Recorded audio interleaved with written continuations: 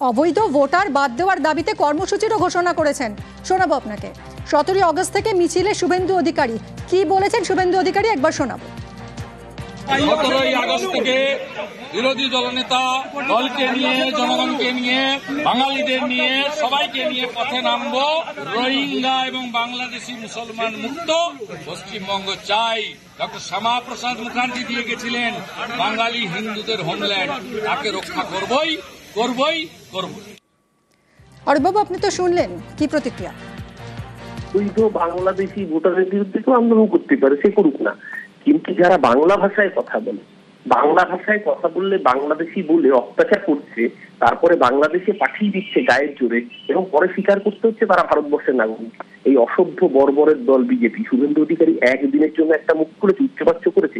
এরা ভোটের জন্য বাঙালির সাথে যারা এই অসভ্যতম করে, সেই অসভ্যতমকে এন্ডোর্স করছে। এরপর আশা করে বাংলার মানুষ ওদের পাশে থাকবে। এই শুভেন্দু অধিকারী কান খোলা করে শুনে রাখুন। ও নিজে লিডার অফ অপোজিশন, ওর নদিয়ার বিধায়ক অসীম সরকার, তার বাড়ি কোথায়? বাংলাদেশ। দেশের মন্ত্রী ছিল, স্বরাষ্ট্র দপ্তরের প্রতিমন্ত্রী নিশীথ প্রামাণিক, তার বাড়ি কোথায়? বাংলাদেশি অনুপ্রবেশকারী বিজেপি বলেছিল, আমরা বলি। আজকে একের পর এক বিজেপির বিধায়ক সাংসদ তাদের নিজেদের বাংলাদেশের বাড়ি, তাদের নিজেদের জন্ম বাংলাদেশে, তারা আবার এই দেশে এসে বাংলাদেশি বলে বড় বড় ডায়লগ মারছে। আসলে বাংলার মানুষের ভোট ওরা পায় না বলে মানুষকে বেনাগরিক করে তার মানুষের নাগরিক সুরক্ষা, নাগরিক নিরাপত্তাকে কেড়ে নিয়ে ভোটে জিততে চাইছে। বাংলার বাসিন্দাদের যেভাবে পরপর নোটিশ দেওয়া হচ্ছে, অসম সরকারের বিরুদ্ধে এবার আন্দোলনে নামছে তৃণমূল। কোচবিহারে অসম বাংলা সীমানায় কর্মসূচি তৃণমূলের। রবিবার জোড়াই মোড়ে বিক্ষোভ কর্মসূচি রয়েছে তৃণমূলের। আরো জানবো, শুভঙ্কর রয়েছে আমার সঙ্গে। শুভঙ্কর, তৃণমূলের কি কর্মসূচি রয়েছে?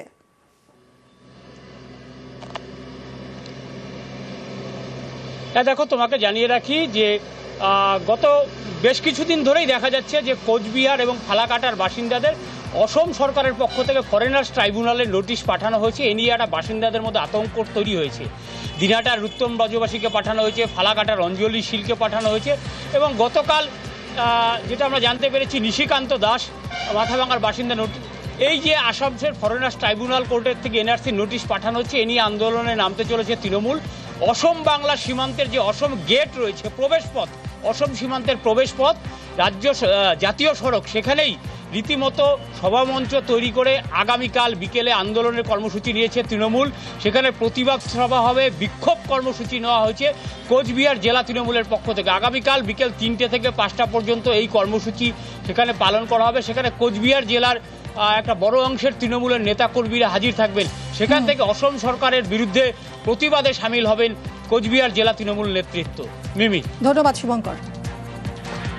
তুফানগঞ্জ এবং আসাম সীমান্তে জোড়াই মোড়ের পরে আসাম গেটের সম্মুখে আমরা এখানে অবস্থান, বিক্ষোভ এবং প্রতিবাদ মিছিল আমাদের সংগঠিত হবে। আসাম সরকারকে আমরা এই বার্তা দিতে চাই যে আসামের অভ্যন্তরে বাঙালিদেরকে যেভাবে হেনস্থা করা হচ্ছে ভাষার ভিত্তিতে, এটা আমরা গভীর চক্রান্ত দেখতে পাচ্ছি। এটা যুক্তরাষ্ট্রীয় পরিকাঠামোর পরিপন্থী। 27-এর পর থেকে প্রত্যেকটি শনিবার এবং রবিবার প্রত্যেকটা ব্লকে, অঞ্চলে এবং শহরের ক্ষেত্রে ওয়ার্ডে এটা রোটেশনালি এই কর্মসূচিগুলো চলবে। বাংলার বাসিন্দাদের এনআরসি নোটিশ অসমের, আর এরই প্রতিবাদে পথে জেলা তৃণমূল কংগ্রেস। আগামী মঙ্গলবার আলিপুরদুয়ারের জটেশ্বরে মহামিছিল। ফালাকাটা গ্রামীণ ব্লক তৃণমূলের সিদ্ধান্ত, ফালাকাটার অঞ্জলি শীলকে এনআরসি নোটিশ পাঠিয়েছে অসম, আর অঞ্জলির পাশে থাকার বার্তা তৃণমূল কংগ্রেসের। ডকুমেন্টস আমি কারো হাতে কেন দিব? তাদের যদি দরকার হয় পুলিশের, তিনি আমার বাড়িতে এসে নিজের সামনে এসে জিনিস নিয়ে যাবে। আপনার জন্ম আসামে? হ্যাঁ, আমার জন্ম আসামে। আমার বাবা আছেন, ভাই আছে, ওদের এনআরসি হয়ে গেছে। হ্যাঁ, আমার 35 বছর হয়ে গেল। আমি 20 বছর থেকে এখানে ভোট দেই। আমি এখানকার ভোটার, আমার এখানকার ডকুমেন্টস সব আছে। চিন্তা কি? চিন্তার কোনো বিষয় নাই তো। আমি কোনো চিন্তা করতেছি না, কোনো ভয় পাচ্ছি না, আমি ভীতু না যে আমি মুখোমুখি দাঁড়াইতে পারবো না। আমার এইটাই প্রশ্ন যে আমার এখন মুখোমুখি দাঁড়িয়ে তাদের সঙ্গে লড়াই করতে হবে যে আমার এই কাগজটা আদেও সত্যি কি মিথ্যা, এটা এখনো আমি প্রমাণ করতে পারিনি। আর খবর দিনভরে এবার নজর রাখবো পশ্চিমবঙ্গেও কি এসআইআর, কারণ বিহারে বিধানসভা নির্বাচন রয়েছে। তার আগে আমরা দেখলাম বিহারে এসআইআর, বিএলও ট্রেনিং এ এসআইআর জল্পনা কোথাও গিয়ে আরো জোরালো হলো। তাহলে কি পশ্চিমবঙ্গেও এসআইআর? আজ বুথ লেভেল অফিসারদের নিয়ে প্রশিক্ষণে সিইও। এসআইআর এ কি করতে হবে সেই সংক্রান্ত গাইডলাইনও রয়েছে। চলুন আরো ডিটেইল এই বিষয়ে জানার চেষ্টা করব। সোমরাজ রয়েছে আমার সঙ্গে, সোমরাজের কাছ থেকে আরো বিস্তারিত জানতে পারবো। কারণ সোমরাজ, বিএলও ট্রেনিং এ এসআইআর জল্পনা তো তাহলে আরো জোরালো হচ্ছে, বিগত কয়েকদিন ধরেই আমরা দেখছি। তাহলে কি বাংলাতেও এবার এসআইআর?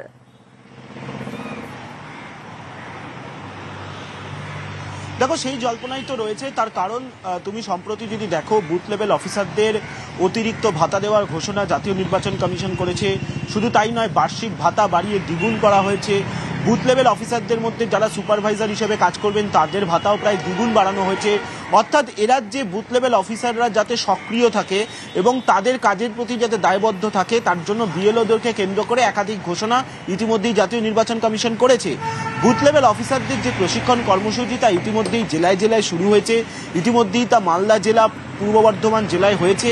আজ কলকাতা জেলায়, বিশেষত কলকাতা, উত্তর চব্বিশ পরগনা, দক্ষিণ চব্বিশ পরগনা, হাওড়া, হুগলি জেলার যারা বুথ লেভেল অফিসার হিসেবে নিয়োগপত্র পেয়েছেন তাদের নিয়ে এই প্রশিক্ষণ কর্মসূচি হয়েছে। 810 জনেরও বেশি বিএলও এই প্রশিক্ষণ কর্মসূচিতে যোগ দিয়েছেন। অবশ্যই এদের মধ্যে অনেকেই আছেন যারা বিএলও হিসাবে নতুন নিয়োগপত্র পেয়েছেন, অর্থাৎ তারা জাতীয় নির্বাচন কমিশনের গাইডলাইন সম্পর্কে ওয়াকিবহাল নন।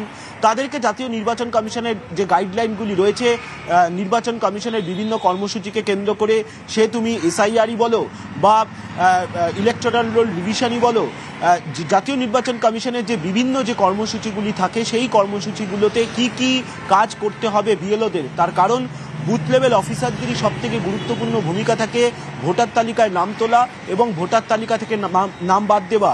স্পেশাল ইন্টেন্সিভ রিভিশন হলে যদি এ রাজ্যে হয় তাহলে সেক্ষেত্রেও বিএলওদের গুরুত্বপূর্ণ ভূমিকা থাকবে, বিশেষ করে ভোটার তালিকায় নাম তোলা বা ভোটার তালিকা থেকে নাম বাদ দেওয়া নিয়ে।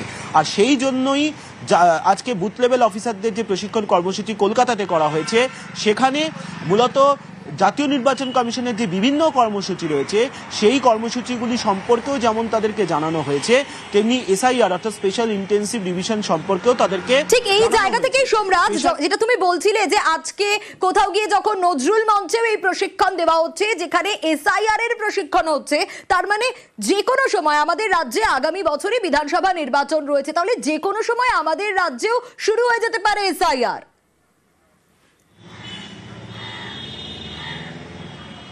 দেখো, দেশের চিফ ইলেকশন কমিশনার ইতিমধ্যেই জানিয়েছিলেন যে শুধুমাত্র বিহার নয়, গোটা দেশ জুড়েই এই স্পেশাল ইন্টেন্সিভ রিভিশনের কর্মসূচি জাতীয় নির্বাচন কমিশন করতে চলেছে। অবশ্যই এ রাজ্যের ক্ষেত্রে স্পেশাল ইন্টেন্সিভ রিভিশন খুব গুরুত্বপূর্ণ, তার কারণ 2026-এর বিধানসভা নির্বাচন রয়েছে। বিধানসভা নির্বাচনের 7 থেকে 8 মাস আগে এই স্পেশাল ইন্টেন্সিভ রিভিশনের যে কর্মসূচি, সেই কর্মসূচি যদি শুরু করা হয় অবশ্যই সেক্ষেত্রে যথেষ্ট গুরুত্বপূর্ণ ভূমিকা থাকবে রাজ্যের মুখ্য নির্বাচনী আধিকারিকের দপ্তরের। আর এছাড়াও এই যে স্পেশাল ইন্টেন্সিভ রিভিশন হবে বা যদি হবে কি হবে না সেটা অবশ্যই নির্ভর করছে সুপ্রিম কোর্টের মামলার ওপর, তার কারণ সুপ্রিম কোর্টে আগামী 28 তারিখ শুনানি রয়েছে, তেমনটাই রাজ্যের মুখ্য নির্বাচনী আধিকারিকের দপ্তরের আধিকারিকদের বক্তব্য।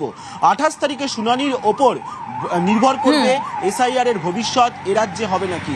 আর যদি এ রাজ্যে হয় তাহলে সুপ্রিম কোর্টের তরফে নির্দিষ্ট কোনো নির্দেশ দিয়ে দেওয়া হচ্ছে নাকি। একেবারে সোমরাজ, কিন্তু এসআইআর এর জন্য মুখ্য নির্বাচনী আধিকারিকের দপ্তর একেবারে প্রস্তুত। এসআইআর নিয়ে এমনটাই জানালেন মুখ্য নির্বাচনী আধিকারিক।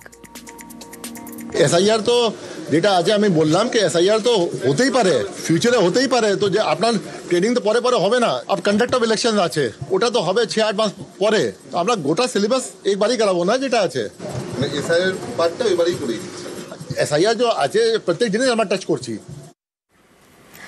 সিইওর বক্তব্য শুনলেন, কিন্তু বাংলায় এসআইআর জল্পনায় রাজনীতির তরজা তুঙ্গে। নির্বাচন কমিশন তো চলে নির্বাচনের ম্যানুয়াল, ভারতবর্ষের যে আইন সেসব মেনে। আজকে হঠাৎ একদিন নতুন করে সব তো পাল্টে দিতে পারেন না। যে ম্যান্ডেট ছিল যে যেন একজনও লোক বাদ না যায় যে ভোট দেওয়ার অধিকারী, আর এখানে এসে বলছে সবাইকে বাদ দেবো, তা তো হতে পারে না নতুন করে। তারা বলছে আমরা আধার মানবো না। আর নির্বাচন কমিশনের গেজেট নোটিফিকেশন আছে যে আধার সংযুক্ত করতে হবে, আজকে নতুন করে চেঞ্জ করে দেবেন। নির্বাচন কমিশন একটি স্বশাসিত সংস্থা, এখানে এদের বিরোধিতা করা, এদের পক্ষে থাকা ইত্যাদি কোনো বিষয় নেই। এনারা একটা ত্রুটিপূর্ণ ভোটার লিস্টের সুবিধা এনারা নিয়ে থাকতেন, এটা আমরা বুঝতে পারছি। সেই জন্যই এত দাসদাহ হচ্ছে। যারা মারা গেছেন, মৃত, যারা অন্য রাজ্যে পাকাপাকি ভাবে চলে গেছেন, অন্য দেশ থেকে আমাদের দেশে লুকিয়ে চুরিয়ে এসে এখানকার নাগরিক হওয়ার চেষ্টা করছেন, এদেরকে ভোটার লিস্টে রাখা হবে কেন? এরা থাকবে কেন? কমিশনের অফিস ঘেরাওয়ের তোড়জোড় তৃণমূলের। এসআইআর ইস্যুতে কমিশনের অফিস ঘেরাওয়ের তোড়জোড়। কমিশনের বিষয় নিয়ে লোকসভায় আলোচনা নয়, এসআইআর নিয়ে আলোচনার দাবি স্পিকার খারিজ করেছেন। আলোচনা না হলে কমিশনের অফিস ঘেরাও হবে। কমিশন অফিস ঘেরাওয়ের পরিকল্পনা তৃণমূলের। আগেই 21শে জুলাইয়ের মঞ্চ থেকেই এই হুঁশিয়ারি দিয়েছিলেন মমতা বন্দ্যোপাধ্যায়। हम इलेक्शन कमीशन को चेयर को रेस्पेक्ट करते हैं, लेकिन जैसे बिहार में 40 लाखों का ज्यादा आदमी को नाम निकाल दिया और बंगाल में भी करने वाला है, अगर करेगा तो घेराव कर्मसूची करेंगे, पूरा घेराव होगा, पूरा आंदोलन होगा। हम नाम काटने नहीं देंगे, हम नाम डालने नहीं देंगे डिटेंशन कैंप में।